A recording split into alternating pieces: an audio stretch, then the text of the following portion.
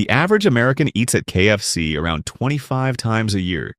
That is like inviting Colonel Sanders over for dinner twice a month wearing his iconic white suit and mystery recipe. But before you start craving that crispy golden chicken, there is something you should probably hear. Remember when your health teacher said you are what you eat?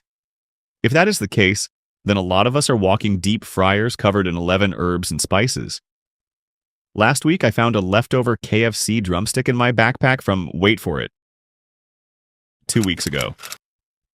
The scary part? It looked exactly the same as the day I bought it. No mold, no strange smell. My homemade chicken leftovers start growing their own ecosystem after just 3 days.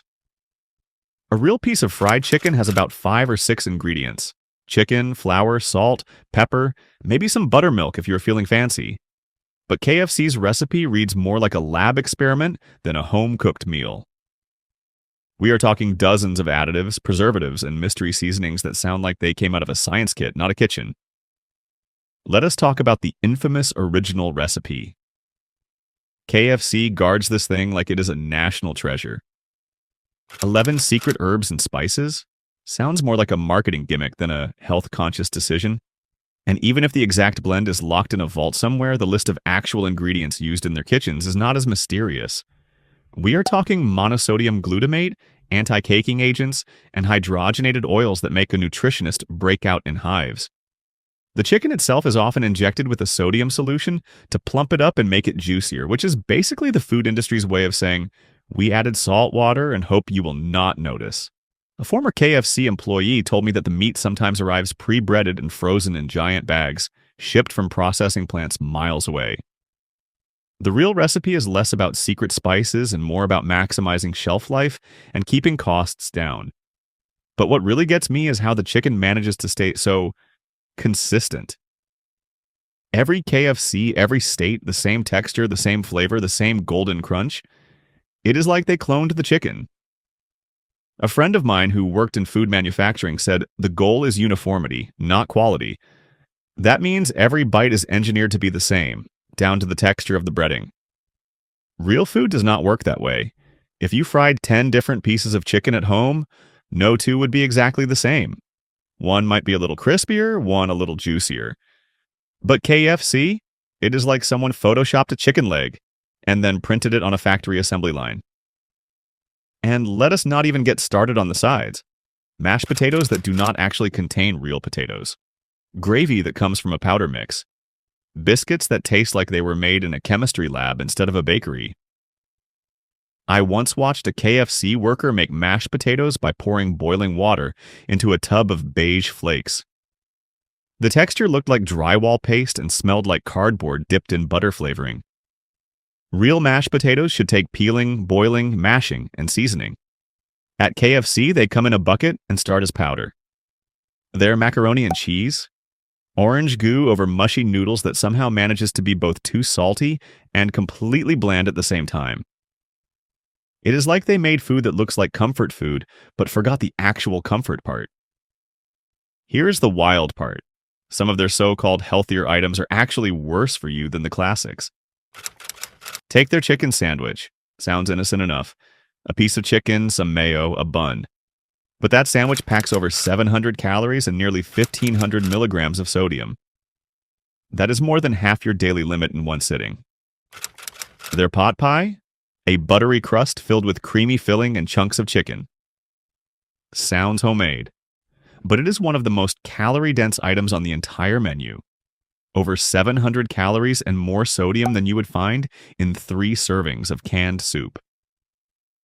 A friend of mine tried switching to the grilled chicken to be healthier. He thought, hey, no frying, this must be better. What he got was a piece of meat soaked in marinade, charred on the outside, and still somehow rubbery in the middle. And the sodium? Almost identical to the fried stuff. Speaking of sodium, one of KFC's medium side dishes, the coleslaw, has more sodium than a bag of potato chips. That is coleslaw. The side dish your grandmother used to make with cabbage, vinegar, and maybe a little sugar. KFC's version tastes like it was marinated in a salt shaker. And then there is the infamous double down. Remember that thing? 2 pieces of fried chicken with cheese and bacon in the middle. No bun, just meat holding more meat. It is a sandwich, except the bread is also meat. The first time I saw it, I thought it was a joke. Then I realized they were serious. One of those has over 1,800 milligrams of sodium. That is like licking a salt block at a farm and calling it lunch. But what really surprised me was the dessert situation. You would think dessert would be the safest part.